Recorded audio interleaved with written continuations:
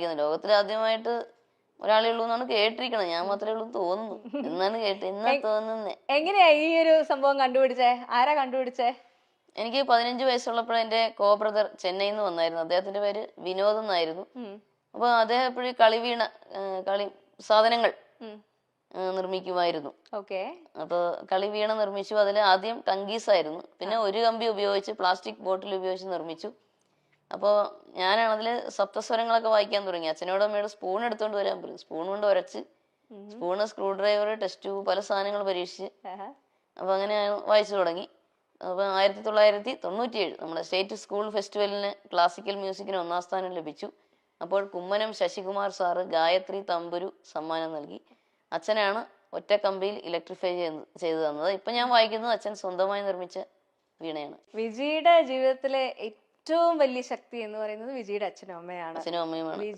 വിജിയെ ഇങ്ങനെ കൊണ്ട് എല്ലാ കാര്യങ്ങളിലേക്കും എത്തിക്കുന്ന രണ്ടുപേരുമാണ് അല്ലേ? ഈ ഒരു ഏറ്റവും വലിയൊരു ഭാഗ്യമാണ് അവരെ പോലെ രണ്ട് പേരൻസിനെ കിട്ടുക. അതാണ് ഏറ്റവും വലിയ ഭാഗ്യം ശരിക്കും പറഞ്ഞു. അച്ഛനും അമ്മയും എപ്പോഴും കൂടെ തന്നെ ഉണ്ട് അല്ലേ? കൂടെ തന്നെ ഉണ്ട്. എന്താണ് അച്ഛനും അമ്മയുടെ ഏറ്റവും വലിയ ആഗ്രഹം എന്ന് പറയാറുണ്ടായിരുന്നു അവര്? പാട്ടുകാരിയായി തീരുക, പിന്നെ അച്ഛനും അമ്മയും ഞാൻ കാണണമെന്നും പറയാറുണ്ട്. അപ്പൊ 1997 നമ്മുടെ സ്റ്റേറ്റ് സ്കൂൾ ഫെസ്റ്റിവലിന് ക്ലാസിക്കൽ മ്യൂസിക്കിന് 1ാം സ്ഥാനം ലഭിച്ചു. അപ്പോൾ കുമ്മനം ശശികുമാർ സാറ് ഗായത്രി തമ്പുരു സമ്മാനം നൽകി. അച്ഛനാണ് ഒറ്റ കമ്പിയിൽ ഇലക്ട്രിഫൈ ചെയ്തു തന്നത്. ഇപ്പൊ ഞാൻ വായിക്കുന്നത് അച്ഛൻ സ്വന്തമായി നിർമ്മിച്ച വീണയാണ്. വിജിയുടെ ജീവിതത്തിലെ ഏറ്റവും വലിയ ശക്തി എന്ന് പറയുന്നത് വിജിയുടെ അച്ഛനും അമ്മയാണ്. അച്ഛനും അമ്മയുമാണ്. വിജിയെ ഇങ്ങനെ കൊണ്ട് എല്ലാ കാര്യങ്ങളിലേക്കും എത്തിക്കുന്ന രണ്ടുപേരുമാണ് അല്ലേ? ഈ ഒരു ഏറ്റവും വലിയൊരു ഭാഗ്യമാണ് അവരെ പോലെ രണ്ട് പേരൻസിനെ കിട്ടുക. അതാണ് ഏറ്റവും വലിയ ഭാഗ്യം ശരിക്കും പറഞ്ഞു. അച്ഛനും അമ്മയും എപ്പോഴും കൂടെ തന്നെ ഉണ്ട് അല്ലേ? കൂടെ തന്നെ ഉണ്ട്. എന്താണ് അച്ഛനും അമ്മയുടെ ഏറ്റവും വലിയ ആഗ്രഹം എന്ന് പറയാറുണ്ടായിരുന്നു അവര്? പാട്ടുകാരിയായി തീരുക, പിന്നെ അച്ഛനും അമ്മയും ഞാൻ കാണണമെന്നും പറയാറുണ്ട്.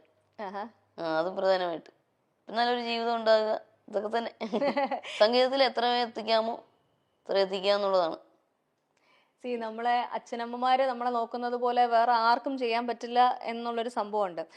ഈ അച്ഛനമ്മയും കൈ പിടിച്ച് കൊണ്ട് നടക്കുന്നതിനൊപ്പം അവരും ഒരു എന്താ പറയാ, വിജിയുടെ കൈ ഒരാളെ പിടിച്ച് ഏൽപ്പിച്ചിരുന്നു സന്തോഷത്തോടു കൂടി. പക്ഷെ നമ്മൾ വിചാരിച്ചതുപോലെ എല്ലാ കാര്യങ്ങളൊക്കെ. അതിനെപ്പറ്റി പറയാൻ വിഷമമുണ്ടെങ്കിൽ വേണ്ട.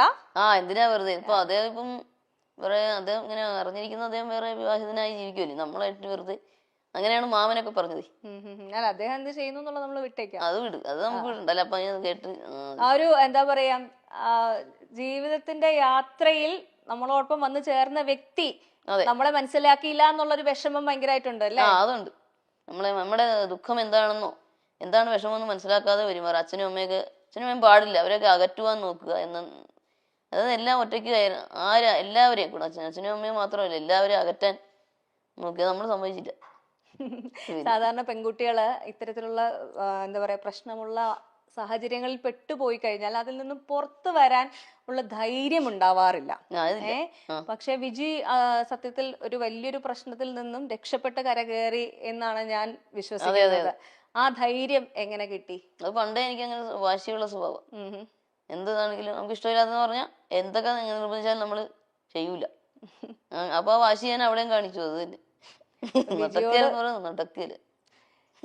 വിജിയെ അകറ്റാൻ ശ്രമിച്ചത് വിജിയുടെ ഏറ്റവും പ്രിയപ്പെട്ട പാരന്റ്സിൽ നിന്നും അതേപോലെ തന്നെ വിജിയുടെ സംഗീതത്തിൽ നിന്നും കൂടിയാണല്ലേ? എല്ലാം കൂടെ. പാരന്റ്സിനെ പറ്റുമ്പോ നമ്മുടെ സംഗീതത്തിനെയും ബാധിക്കുമല്ലോ. നമ്മുടെ മനസ്സിന് വിഷമം വരുമ്പോ സംഗീതത്തെയും ബാധിക്കും. പിന്നെ പുള്ളിക്ക് മിണ്ടിയ ദേഷ്യം അങ്ങനെയൊക്കെ ആയിരുന്നു.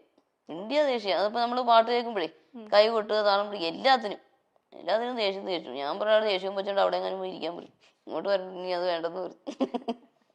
ഈ ഒരു സ്പിരിറ്റ് സത്യം പറഞ്ഞു കഴിഞ്ഞാൽ നമ്മളെ ഒത്തിരി ബുദ്ധിമുട്ടിലൂടെ കടന്നു പോകുന്ന ദാമ്പത്യത്തിൽ നിൽക്കുന്ന ഒരുപാട് പേർക്കൊരു ഇൻസ്പിറേഷൻ ആവട്ടെ. കാരണം നമ്മുടെ ലൈഫ് മൊത്തത്തിൽ ഒരാൾക്ക് അടിയറവ് പറഞ്ഞ് കീഴടങ്ങി കൊടുക്കേണ്ടതല്ല. പറ്റില്ല, പ്രശ്നമാണെങ്കിൽ പുറത്തു വരാനുള്ള ഊർജ്ജം മറ്റുള്ളവർക്ക് ഉണ്ടാവാൻ വേണ്ടിയിട്ടുള്ള ഒരു ഇൻസ്പിറേഷനും കൂടിയാണ് കേട്ടോ വിജി.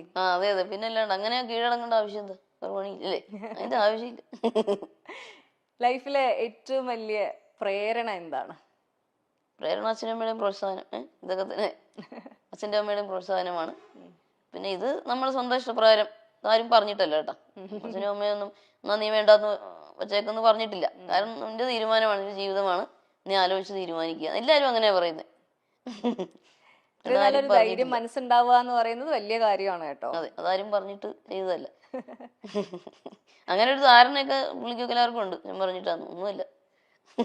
അല്ല നമ്മള് എന്താ പറയാ, നമുക്ക് നല്ലത് പറഞ്ഞു തരുന്നവരുടെ കേട്ട് കഴിഞ്ഞാലും കുഴപ്പമില്ലല്ലോ അല്ലേ? തെറ്റൊന്നും ഇല്ലല്ലോ. പറഞ്ഞു എന്ന് വെച്ചാൽ